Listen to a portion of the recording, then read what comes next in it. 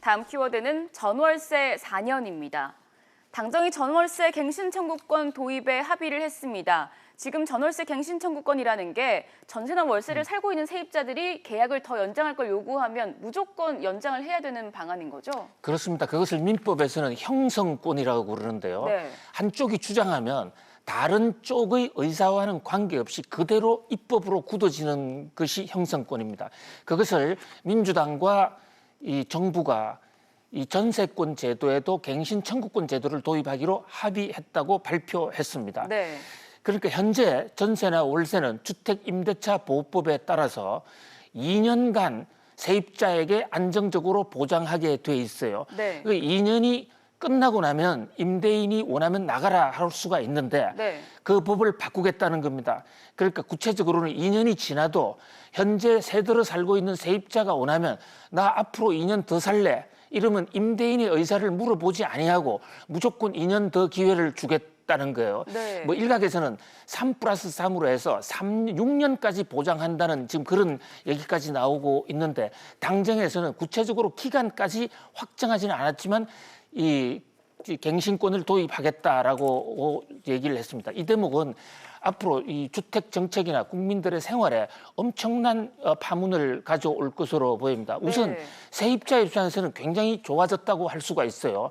그동안에 2년이 지나면 또 나가라 할까 이사를 해야 되고 또 전세금을 올려야 되는 그런 스트레스가 있었는데 이제는 정부가 법으로 해서 4년간을 보장한다 그러면 안심하고 살 수 있는 기간이 2배로 늘어난다는 점에서 세입자 입장에서는 이런 굉장히 편한 제도로 보입니다. 그런데 문제는 저것이 과거에 우리가 사례로 봤을 때 이제 정부의 그런 시장 개입이 시장에 한편의 부작용을 불러올 수 있다는 얘기인데요. 지금 네. 컴퓨터 그래픽 그림이 나오지 않습니까? 저게 1980년대 초반에 우리나라의 임대차 계약을 1년에서 2년으로 늘릴 때 그 네. 당시 전세값이 얼마나 올랐느냐? 23%, 16% 아주 폭등을 했습니다. 네. 다른 연도에 비교했을 때는 전세값이 유난히 저때 많이 올랐단 말이죠.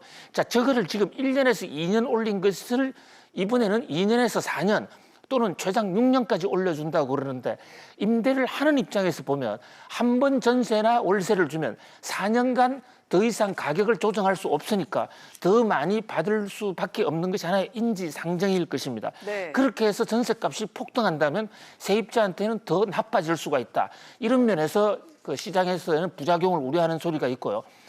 또한 지금 임대인도 국민일 텐데 그 재산권을 국가가 마음대로 최장 6년까지 통제를 해버리는 것, 이것이 과연 시장 자본주의 경제에서 있을 수가 있는 것이냐, 헌법에서 보장한 재산권 침해가 아니냐는 볼멘 소리가 나오고 있습니다. 네. 또한 이번 이 당정이 민주당과 정부가 이 전세권 그 갱신 청구권을 협의하면서 주무부처인 국토교통부나 기획재정부하고는 전혀 한마디 상의도 하지 않았다는 점에서 지금 세종시에 있는 이 관과의 공무원들이 지금 부글부글 끓고 있다는 이런 지적이거든요. 네. 특히 국토교통부의 의견을 전혀 수렴하지 않았다. 이것을 조국의 법무부하고 했는데 왜 전월세 4년 연장을 법무부하고 하는 것인지 네. 이유를 알 길이 없습니다. 조국 장관에 대해서 지금 그 청문회 이후에 쏟아지는 의혹 때문에 곤혹을 치르고 있는 조국 장관에게 국면 전환을 하기 위해서 한 건을 줬는지는 모르겠습니다만은 법무부가 나서야 될 업무가 전혀 아닙니다. 법 문제이기 때문에 법무부가 개입할 수도 있다. 그런 법 문제는 법제처가 하는 것이지 네. 법무행정상에 할 이유가 하나도 없는 대목이에요. 그리고 오히려 국토부와 기획재정부가 나서야 되는데 경제부처를 패싱한 이 전월세 4년의 확대 정책, 이런 것이 선거를 앞둔 내년에 총선을 앞둔 이른바 포퓰리즘으로 보이긴 합니다만은 이 국민 주택 생활이나 재산권에 큰 영향을 준다는 측면에서 국민적 합의 과정이 있어야 되지 않을까 이런 생각을 해봅니다. 네, 네 번째 키워드로 넘어가 보겠습니다.